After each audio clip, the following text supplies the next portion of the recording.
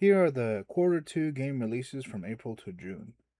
This quarter, the officially announced games are low in quantity.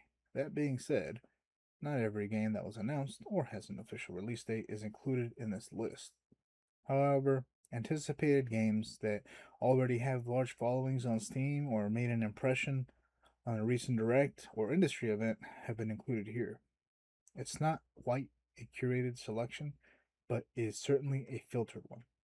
You'll see a couple of games that I'm keeping track of from the strategy and retro style genres. I'm predicting it averages out to just under one widely anticipated release per week, but in reality, you never know what's going to be the next big indie game or hidden gem. Last quarter, I felt like there weren't enough major releases, though there are still a few that I didn't buy that sold well with high reviews.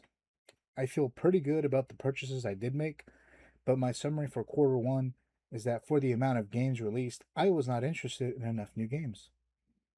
Neo 3, Resident Evil Requiem, and Slay the Spire 2 carried me through February and March.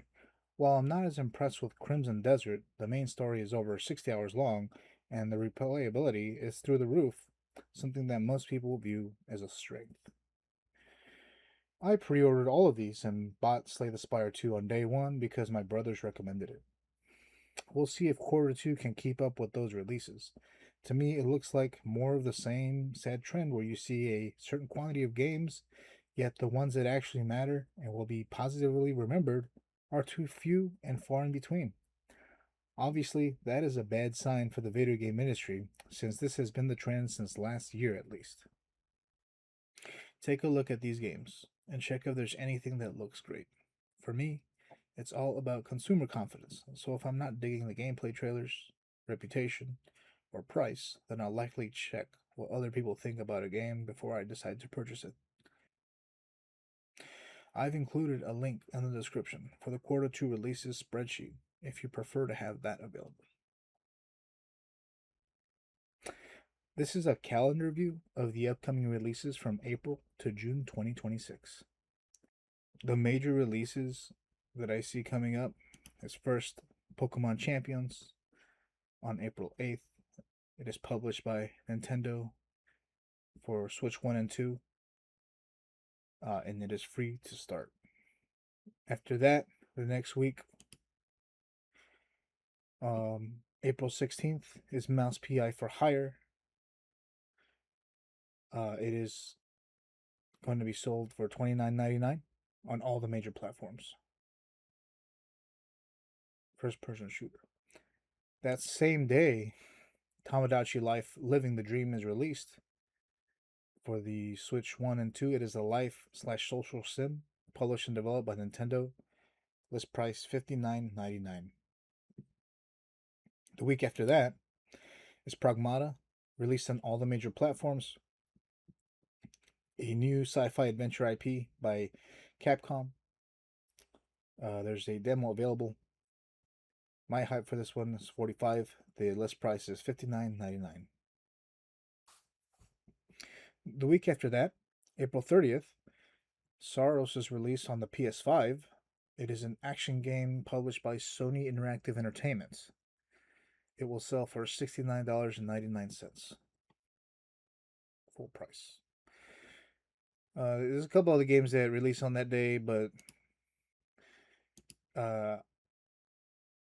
you won't really see too much coming out for about 2 weeks. But then we have May 21st,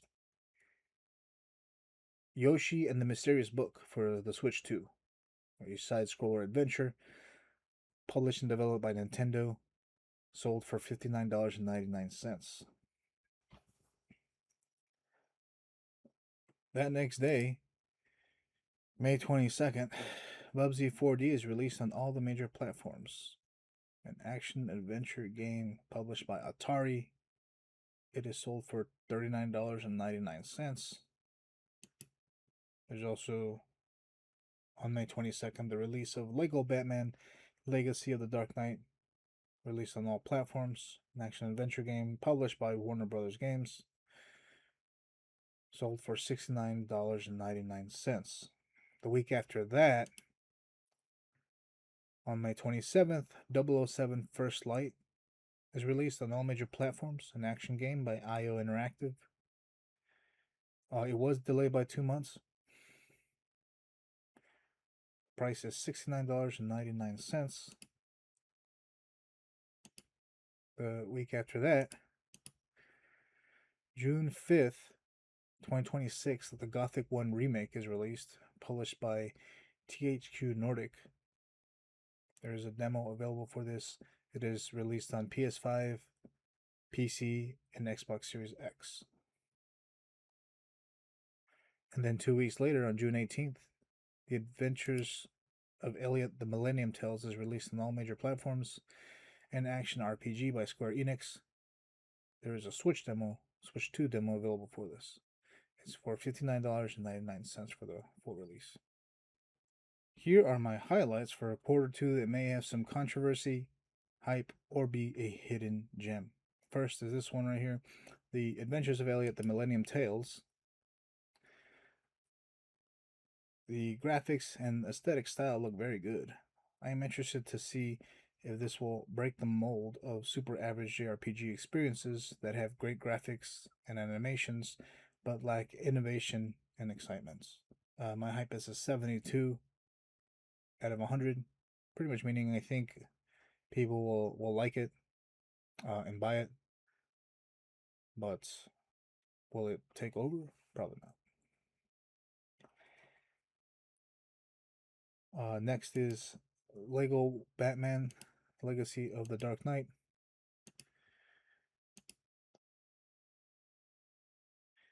On May 22nd, 2026, the Lego games are not for everybody, but at least the Lego Batman games have been solid for me before.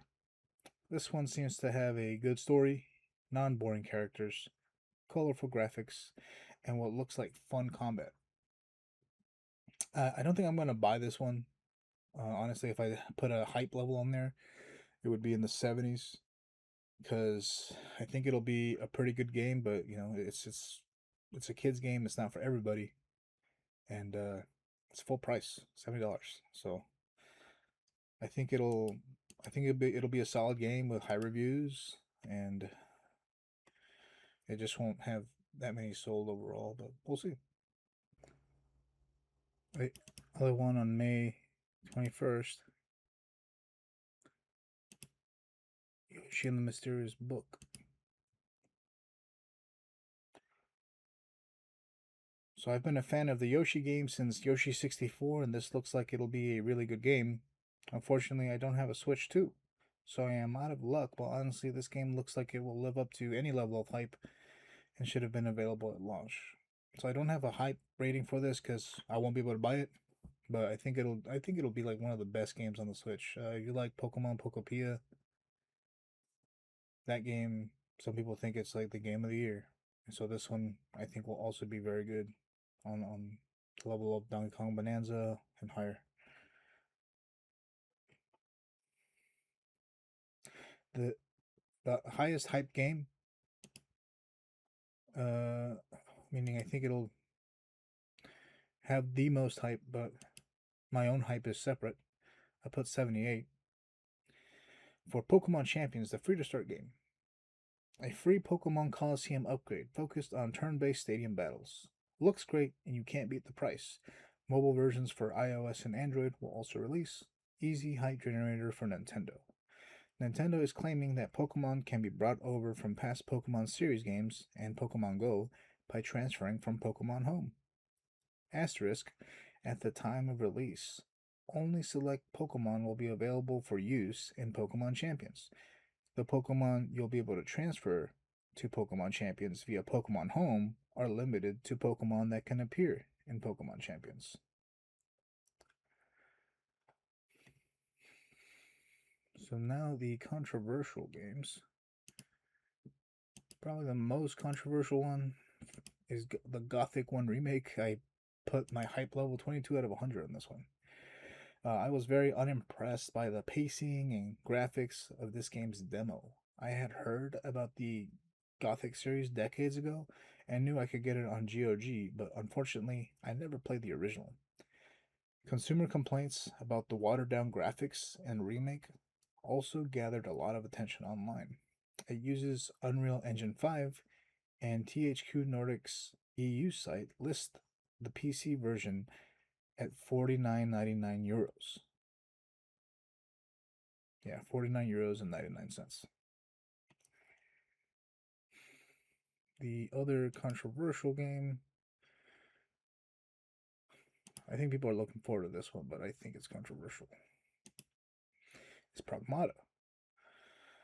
You can see there my hype is 45 out of 100, and I don't buy into the hype of this game based on the trailers so far.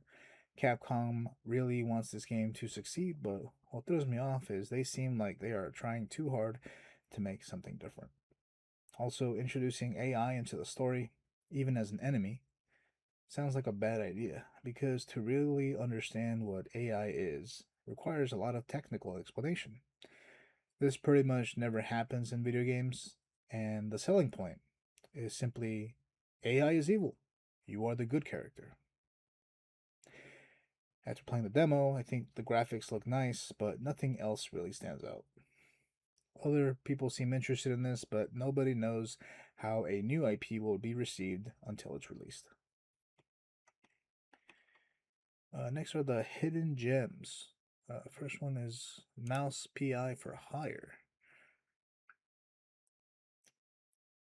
So this game looks like it could be really good.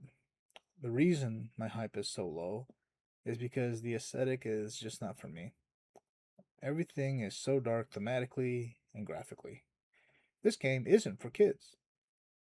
I am impressed with the gameplay trailers and animation so far, but think the three color scheme will eventually become repetitive.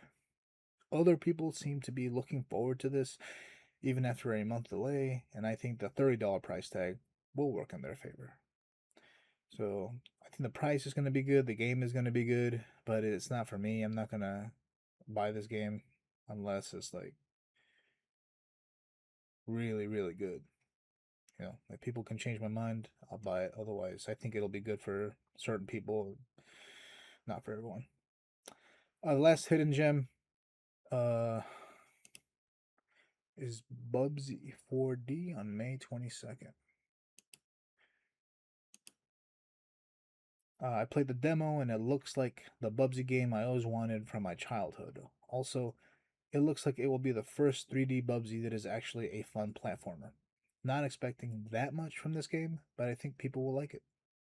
My hype is 65 out of 100, so it'll be a decent game at least. People will like it, I think, but probably won't take over.